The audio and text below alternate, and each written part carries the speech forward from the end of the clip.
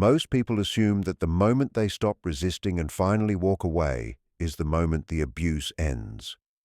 But Carl Jung's psychology points to a far more unsettling truth. The moment a narcissist realizes you are truly finished is often the moment the real danger begins. You may find yourself wondering why, just as you finally gather the strength to choose yourself, the situation suddenly intensifies beyond anything you have faced before. Why does your silence provoke a reaction that feels deliberate, almost engineered to destroy your inner peace, leaving you questioning whether you are the one losing your sanity? There is a specific invisible final move they reserve for this exact moment. It is a psychological snare not meant to win you back, but to fracture your trust in your own perception of reality. What is this hidden mechanism that turns your own empathy and nature against you? And how can you recognize it before it takes hold? In this video, we will expose the inner workings of this final and dirtiest tactic and offer you the psychological insight needed to see it coming, so that when you leave this time, you remain genuinely unreachable. Carl Jung taught that human relationships are not simply exchanges of words or physical actions, but deep transfers of psychic energy. When two people connect, an unconscious bridge forms between them. In a healthy bond, this energy moves back and forth like a living current, nourishing both individuals. In a narcissistic dynamic, that current flows in only one direction. The narcissist, disconnected from their own inner source of vitality due to a fractured sense of self, survives by draining this energy from others. In a very literal psychological sense, they are parasitic. The moment you detach internally, that flow stops. You may still share the same space. You may still cook meals or sit beside them in the car. To anyone watching from the outside, nothing appears different. But within the unseen realm of the psyche, a famine has begun. The narcissist starts to starve. This starvation triggers a primitive reptilian panic. It is not the grief of losing someone they love. It is the terror of a drowning person realizing the oxygen supply has been cut off. During this phase, they become disturbingly alert. You may notice them watching you with a new predatory focus. They scan your face for micro-expressions, searching desperately for the familiar flicker of irritation, fear, or admiration that reassures them they still exist in your emotional world. When they do not find it, the energy in the room shifts. The atmosphere becomes dense, charged with a strange static that makes your skin crawl.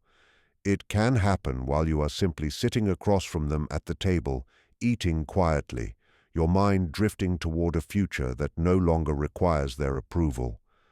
You have not said anything. You have not provoked a conflict. Yet the temperature in the room seems to drop without explanation. They feel your autonomy as a threat. The question comes out sounding casual, almost bored. What are you thinking about? But the tone carries the weight of interrogation. This is not curiosity. It is a sonar pulse sent out to see if anything still echoes back. When you respond calmly with nothing much, and they sense the truth of your indifference, their anxiety spikes. They realize that their projection screen, you, has been rolled away. A narcissist cannot see themselves directly. They only perceive their reflection through your reactions. If you are angry, they feel powerful. If you are sad, they feel important. If you are indifferent, they vanish. This existential terror fuels the next stage of their behavior. They must provoke a response, any response, to reassure themselves that they are still real. This is why the silence at the beginning of the end feels so unsettling. It is not the calm of resolution. It is the tense stillness of a predator crouched just before the strike. They begin testing the edges of your defenses, searching for a weakness. They start small. A subtle insult disguised as humor, a conveniently forgotten promise, a quiet violation of a boundary you recently set. They wait for you to react. They hope for your anger because your anger confirms that they still occupy the center of your universe. When you refuse to give them that reaction, when their attempts meet the smooth, emotionless surface of your calm, you force them to face a void they have spent their entire life avoiding. This is when psychic starvation turns into desperation. They understand that passive feeding is over. They can no longer simply absorb your energy. Now they must extract it. To protect yourself in these unseen psychological battles, stay connected to the Zero Mind channel. We are creating a mental defense library for conscious minds, and you do not want to miss what comes next. What follows is why the mask of the person you once loved does not simply fall away, but flips into something that feels like your worst nightmare made real. There is a principle in Jungian psychology called the reversal of opposites. It suggests that any extreme psychological position eventually flips into its opposite in an attempt to restore balance. The intensity of the narcissist's early charm, that golden phase where they mirrored your soul and promised you everything, was never sustainable. It was an extreme performance of light that cast a deep shadow. Once you withdraw your energy, the pendulum swings violently in the opposite direction. This is not a slow fading of affection. It is a sudden, shocking inversion of reality. The same person who once worshipped you now looks at you with cold contempt and barely concealed hatred. This shift feels disorienting because it appears to happen without logical cause. You have not acted maliciously, you simply stopped participating. In their mind, your refusal to continue supplying them is the ultimate betrayal. The psychological process driving this is called splitting. The narcissist cannot hold a complex view of another human being. You are either the rescuer who supports their false self or the enemy who threatens it. There is no middle space. The moment you stop being the savior, you must become the villain. They need to demonize you to justify the chaos your withdrawal creates inside them. If you are good and you leave, that means they are bad. Their ego cannot survive that conclusion, so they rewrite the story instantly. You become the abuser, you become cold, you become the narcissist. This reversal seeps into everyday moments. You might be getting ready for work, wearing something they once praised. Instead of admiration, you receive a lifeless stare. You are wearing that. The remark is sharp, aimed directly at your deepest insecurity. It is not about clothing. It is a probe. They are testing to see if your new emotional armor still cracks. This hostility serves two purposes. First, it attempts to provoke the emotional reaction they crave. If they cannot feed on your love, they will settle for your pain. Pain is still attention. Second, it projects their own self-hatred outward. Jung observed that people project their shadow onto others. The narcissist feels empty, fraudulent, and unworthy. When they look at you beginning to reclaim your strength, they feel burning envy. They want to contaminate your progress. Your shared history begins to be rewritten in real time.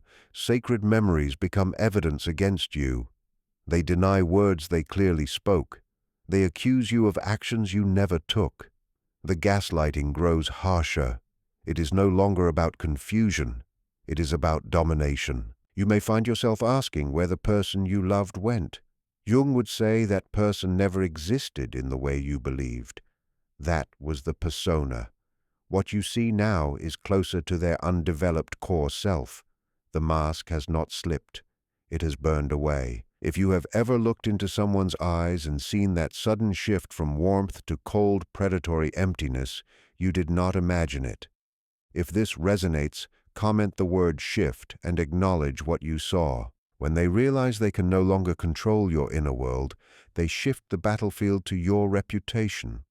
Jung wrote about the collective shadow, how groups can be swept into shared unconscious darkness. The narcissist understands this instinctively. If they isolate you, they weaken you. If they convince others that you are unstable, your truth sounds irrational. This is the whisper campaign, a calculated move to destroy your credibility before you speak. It often begins quietly. They frame concern as care. I am worried about her.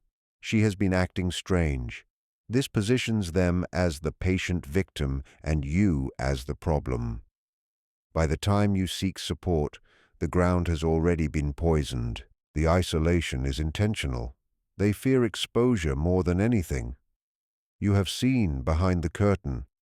To protect themselves, they discredit the witness. They recruit others unknowingly.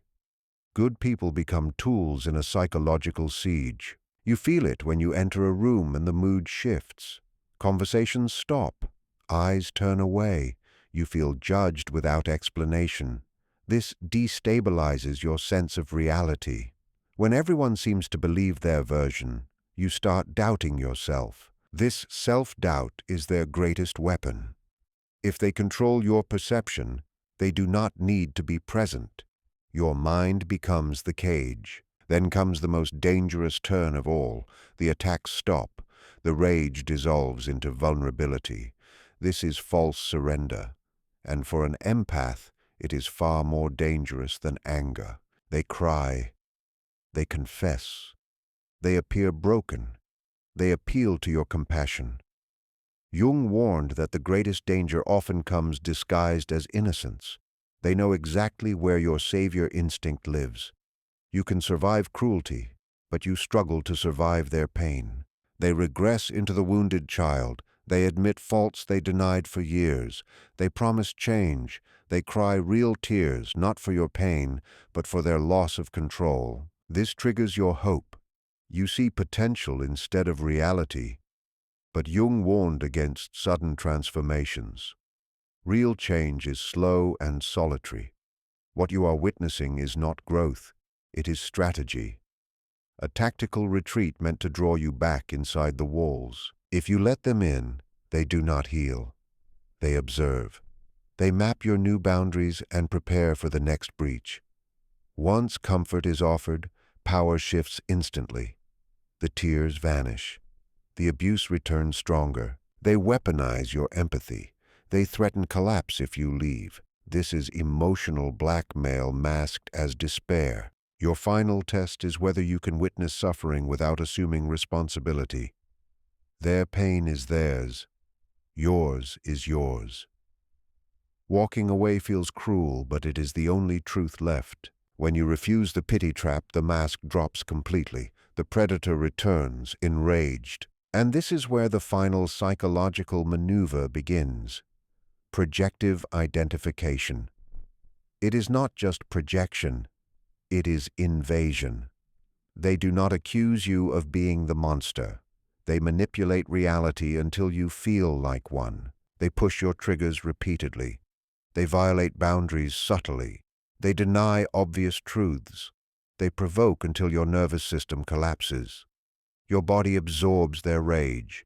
You feel emotions that are not yours. They remain calm while you unravel. This is intentional. They want you to explode so they can point and say, "See, that is who you are." And this is where freedom or entrapment is decided. Still calm, controlled, and outwardly reasonable, while they slowly tear the roof off your sanity and invite the storm inside. They want you to scream. They need you to scream. Your calm presence feels like an insult to their existence because it reflects the inner stability they do not possess. They begin targeting your deepest wounds, the very ones you trusted them with during the bonding phase, turning your vulnerability into a blade meant to slice you open. Eventually, your biology takes over. The amygdala, the brain's alarm system, is hijacked. Adrenaline and cortisol surge through your body. The rational prefrontal cortex shuts down. You snap. You scream until your throat burns. You hurl a glass into the wall. You collapse into uncontrollable sobbing. You call them a name you would never normally use. You behave in ways that feel foreign to who you are. You have entered what is often labeled reactive abuse, though that term is deeply misleading. This is not abuse. It is a survival response to sustained psychological torture. But in that moment, To outside observers, and painfully even to your own internal gaze, you look like the aggressor. In that exact instant, the narcissist changes. A flash of satisfaction, something close to a chemical high, flickers across their face. They have succeeded in transferring their shadow into you. They step into the role of the victim. They may pull out their phone and begin recording. They may turn to witnesses they strategically placed nearby, children, neighbors, friends, and say, "See, I told you she was unstable. I have lived with this for years. Look at her behavior. I do not know how I survived this." This is the dirtiest move because it weaponizes your humanity. They have induced their own pathology inside your body. For a brief moment, you are expressing the rage that belongs to them. You are the one yelling. You are the one who appears unregulated. They have placed their mask on your face. You absorb the shame that belongs to them. You feel the guilt of losing control.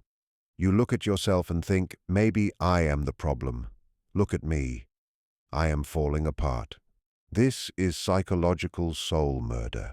They steal your sanity to prop up their own fragile sense of stability. They walk away calm, righteous and cleansed, while you are left shaking, holding the weight of their emotional waste. This maneuver is designed to make you self-destruct. If you accept the projection, you collapse. You lose faith in your own goodness.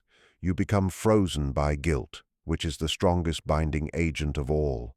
Guilt keeps you trapped because you feel compelled to make amends for the outburst they engineered. You start apologizing to your abuser for the reaction they manufactured. The devastation of projective identification is that it corrodes your trust in your own reality. You begin gaslighting yourself. You replay the conflict and focus only on your reaction, erasing the hours or days of provocation that led to it. You analyze yourself relentlessly while their behavior escapes scrutiny. This is exactly what they want. As long as you are consumed by your own supposed flaws, you are not examining theirs. You become the scapegoat for the entire relationship. But understanding this mechanism is the antidote. You must recognize that your reaction was not a moral failure. It was a physiological outcome deliberately engineered by someone skilled in manipulation. It was a reflex, like a knee-jerking when tapped. The movement is not who you are. It is what was done to you. When you release the shame attached to your reaction, the spell dissolves. You realize that the heaviness, the rage, the confusion you feel does not belong to you. It is a foreign substance injected into your psyche. The narcissist depends on your agreement with the projection. They need you to sign the internal contract that says, "I am the unstable one." When you refuse to sign, the dynamic collapses. If the empath refuses the bait, if you remain present in the heat without burning, without screaming, without becoming the monster they require, the projective identification fails. The sludge they attempt to pour into you hits a boundary and rebounds back onto them. They are forced to hold their own shadow. The transfer collapses. And for a narcissist, being trapped alone with their own emotional waste, without an outlet, is a fate worse than death. It forces them to face the abyss they have spent their entire life running from. That is when the final chaotic detonation occurs. When the dirtiest maneuver fails, when you do not lose control, when you do not scream, when you do not accept the projection, the narcissist enters a state of psychological implosion. This is what happens when their final defense collapses. The false self disintegrates. Without a human container to hold their negativity and without a distorted mirror to reflect their grandiosity, they are forced to face their internal void. The psychological walls protecting them from shame begin to crack. This triggers what psychologists call an extinction burst. This is a sudden surge in intensity just before a behavior collapses entirely, like a child screaming louder when they realize the parent is truly leaving, or a gambler pulling the lever frantically when the payout stops. For the narcissist, this becomes the burn everything down phase. If they cannot control you, they attempt to destroy you. If they cannot possess you, they try to ruin you so no one else can have you. Subtle manipulation disappears. Whispers turn into shouting. Passive aggression becomes open threats. They may threaten financial ruin, custody battles, public exposure, or false police reports. They may behave recklessly, drain accounts, stalk your home, or spiral into substance abuse.